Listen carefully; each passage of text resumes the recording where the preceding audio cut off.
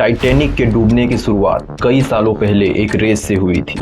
एक रेस दो कंपनियों के बीच, व्हाइट स्टार लाइन और क्यूनर्ड लाइन, कि कौन सबसे बेस्ट शिप्स बना सकता है। और क्यूनर्ड लाइन 1906 और 1907 के बीच दो लग्जरी फास्टेस्ट शिप्स को लॉन्च कर चुका था। ये दोनों ही शिप्स अपनी स्पीड के लिए फेमस हो गई और क्यूनर्ड लाइन के शिप्स के टिकट ज्यादा बिकने लगे। ऐसे में व्हाइट स्टार लाइन को ये समझ आ चुका था कि अगर जल्दी ही कुछ बड़ा नहीं किया गया तो white star line best ships बनाने की ये रेस हार जाए। और फिर क्यूनर्ड लाइन के ज़्यादा फेमस और ज़्यादा ग्रो करने पर व्हाइट स्टार लाइन के प्रॉफिट्स इतने कम हो सकते थे कि कंपनी 1860s की तरह फिर से बैंकरप्ट हो सकती थी। ऐसे में जे ब्रूस, जो व्हाइट स्टार लाइन के चेयरमैन थे, उन्होंने 1907 में लंदन में एक मीटिंग रखी और उसमें ये डिसाइड हुआ कि व्हाइट स्टार लाइन दुनिया की सबसे फास्टेस्ट नहीं बल्कि दुनिया की सबसे बड़ी और दुनिया की सबसे लग्जूरियस शिप बनाएगी। और फिर एक प्रोजेक्ट लॉन्च किया गया, Olympic class ocean liners.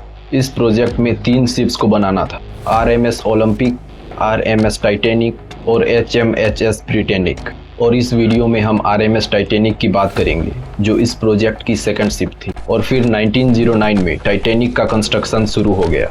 $200 million और 15,000 वर्कर्स लगने के बाद टाइटैनिक अप्रैल 1912 यानी 3 साल बाद कंप्लीटली रेडी थी। इस प्रोजेक्ट की पहली शिप RMS ओलंपिक पहले ही बन चुकी थी, लेकिन टाइटैनिक में सब कुछ इतना एक्सट्रीम लेवल में था कि चारों तरफ सिर्फ टाइटैनिक की ही बात हो रही थी। न्यूज़पेपर और मैगजीन्स में Titanic the largest object ever built by man कहा जाने लगा। जब लोगों ने इस 882 फीट स्टील जायंट को समुद्र में देखा तो लोगों ने इसे एक इंजीनियरिंग मिरेकल कहा।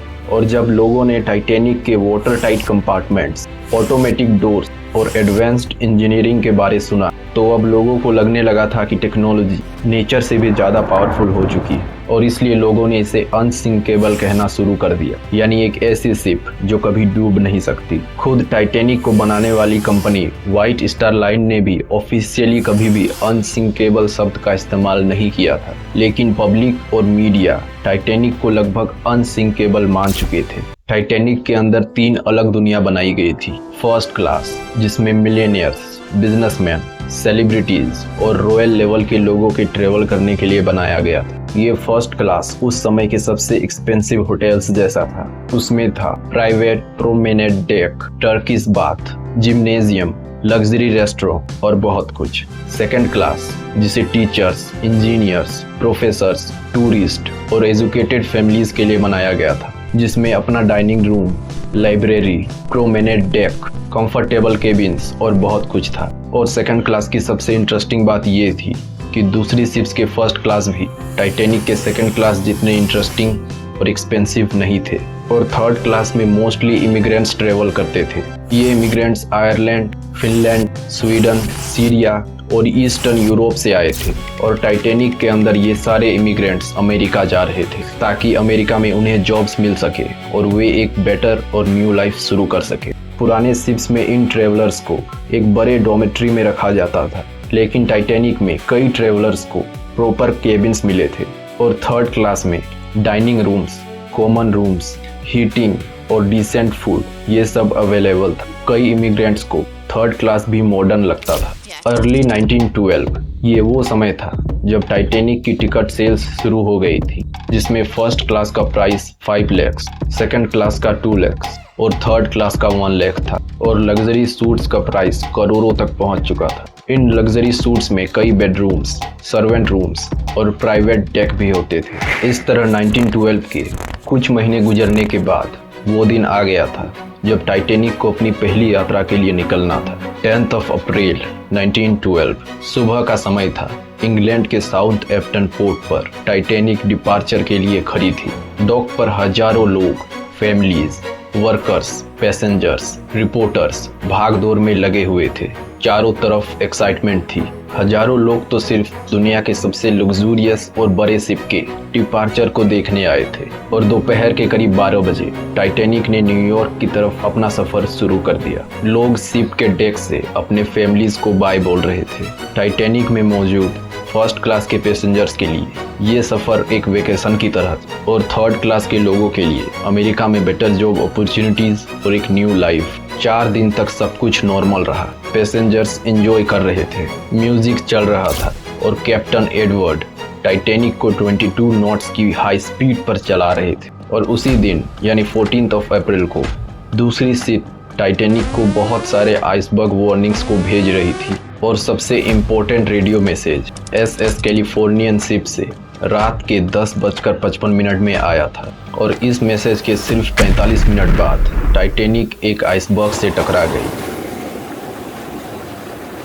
उस मैसेज में SS कैलिफोर्नियन शिप के वायरलेस ऑपरेटर ने बताया था कि आगे बहुत बड़े आइसबर्ग्स हैं, इतने बड़े कि हमने अपनी शिप रोक ली है। लेकिन टाइटैनिक के वायरलेस ऑपरेटर जैक फिलिप्स उस समय पैसेंजर्स के पर्सनल मैसेजेस को भेजने में बिजी थे, इसलिए उन्होंने shut up, I am busy बोलकर उस रेडियो सिग्नल को इग्नोर कर दिया। फिर SS कैलिफोर्नियन शिप के रेडियो ऑपरेटर रेडियो को बंद करके सोने चले गए।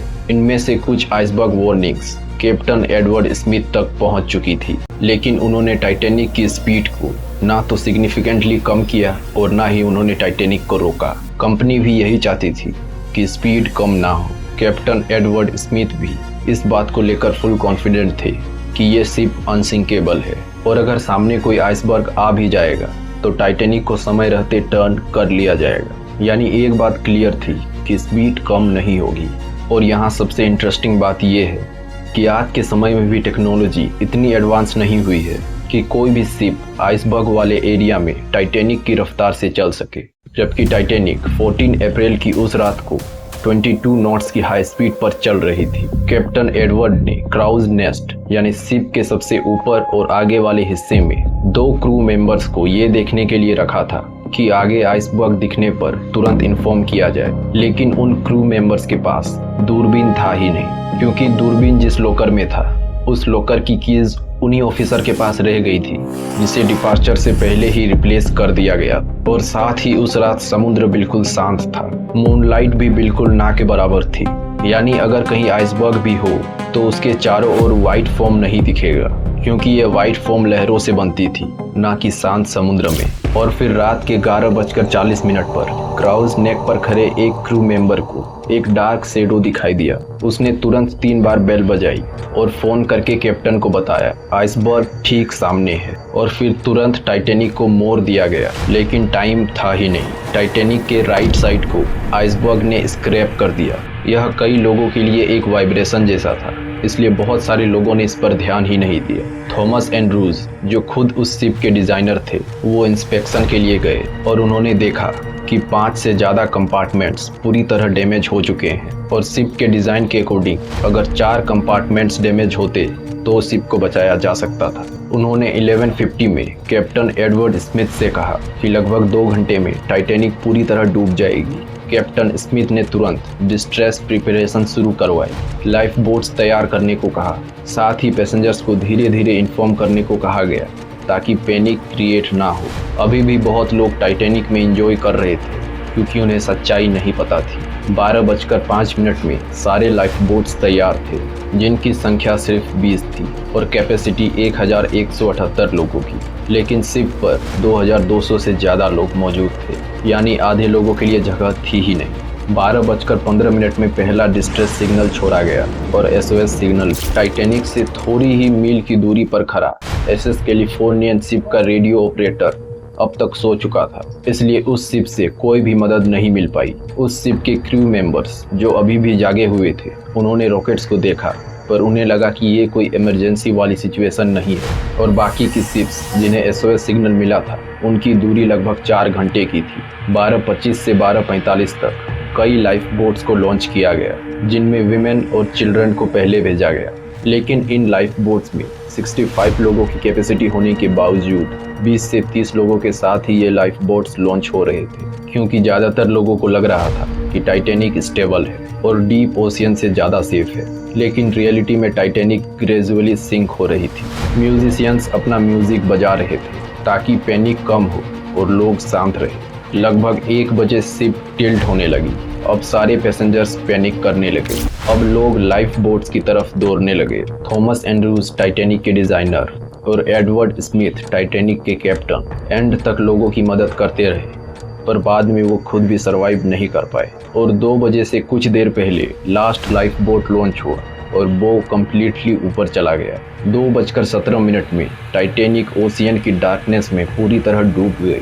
2:20 में अब समुद्र में टाइटैनिक का कोई भी नामो निशान नहीं बचा था। समुद्र शांत हो गया था। हजारों लोग -2 डिग्री सेल्सियस के इस फ्रीजिंग वाटर में हेल्प मांग रहे थे, लेकिन हाइपोथर्मिया के कारण वो भी सरवाइव नहीं कर पाए और जो लोग लाइफ बोट्स में थे वो दूर चले गए थे ताकि जब टाइटैनिक डूबे तो उसका इफेक्ट उन पर ना पड़े और वो सेफ रहे। इन बचे हुए लोगों में ज़्यादातर फर्स्ट क्लास के लोग थे, क्योंकि थर्ड क्लास के लोग ज़्यादातर अपने केबिन्स में ही ट्रैप्ड रह गए या फिर उन्हें रास्ता अच्छे से पता नहीं था। 4 बजे आरएमएस कारपेथिया से सर्वाइवर्स को रेस्क्यू करने पहुंची और 2200 में से सिर्फ 700 लोग ही सर्वाइव कर पाए।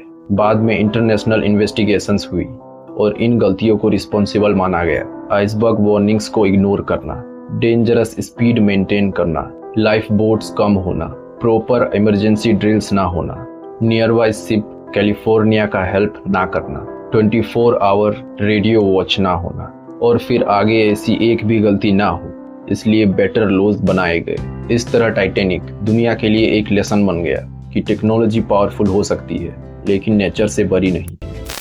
व्हाइट स्टार लाइन जिस तरह टाइटैनिक बना के टिकट सेल से प्रॉफिट जनरेट करना चाहता था, उसी तरह एंशिएंट इंडिया अपने high value goods and services को दूसरे देशों को बेच के एक्सचेंज में गोल्ड लेता था। इसलिए भारत में धीरे धीरे इतना गोल्ड जमा हो गया कि भारत को सोने की चिड़िया कहा जाने लगा। आप इस वीडियो में गोल्डन इंडिया को अच्छे से समझ सकते हो।